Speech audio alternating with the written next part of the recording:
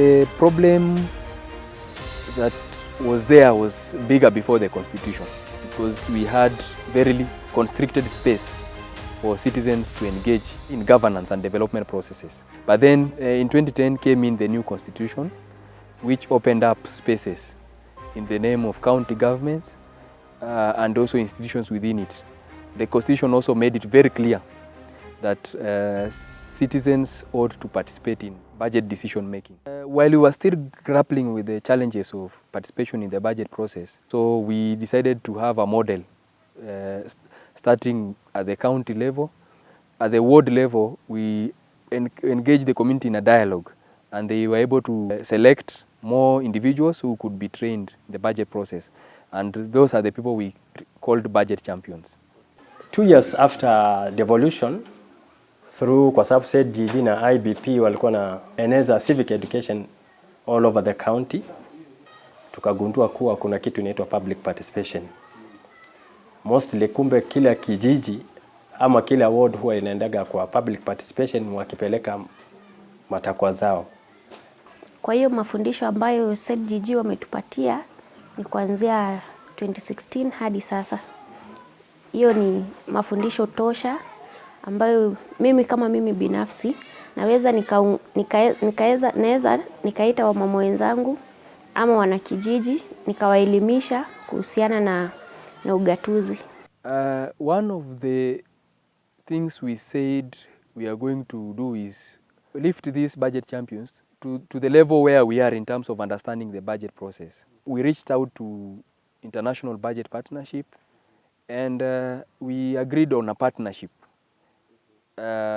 now referred to as SPAC. So this intervention had 3 key objectives.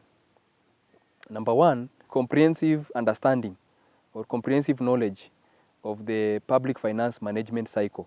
So the second objective was that we would want to see improved service delivery through adequate allocation and effective implementation of programs and projects in the water sector. The third objective was we have a budget process up to standard. So the first attempt, of course, has been to join with other civil society organizations, particularly those that are engaged in civic education, to show that budget understanding and budget conversation is part of the civic duty. So our budget facilitators program has been one way of responding to this challenge. So far we've trained about 74 people spread across 36 counties. Nashukuru SEDGG na IBP walisema before muende kwa public participation lazima muwe na stakeholders meeting yenu ku identify which projects mungependa. 2019 tuliomba vitu 4. Moja ilikuwa ni maji, ambapo tulikuwa tunaenda mbali mtoni. Kama ni pale mfereji maji haikuwa inatoka, ilikuwa inabidi wamama tunaenda hadi mtoni. Pili pia barabara ilikuwa ni mbaya. 3 pia giza, hatukuwa na street lights.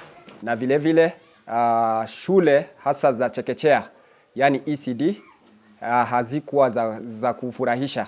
Unajua sasa tukifuatilia bila shaka nina imani kuwa hata budget ya 2020-2021 ambayo imepitishwa, because sisi tulisema wa review kwa sababu sisi tumeomba vitu 4 na tumepatiwa moja ambayo ni bado ni 50-50, imesemekana ni at the all location na ni memorandum. Unajua kila kijiji wanaandika pendekezo yao, sisi ndio tuliandika hivyo. So naona kuwa inawezekana wanaweza kuja kutusaidia kabisa. Once wakiweka pesa kwa project, wahakikishe hiyo pesa wameweka na imalize that project ku avoid rollovers. Were able to apply what they were learning almost immediately.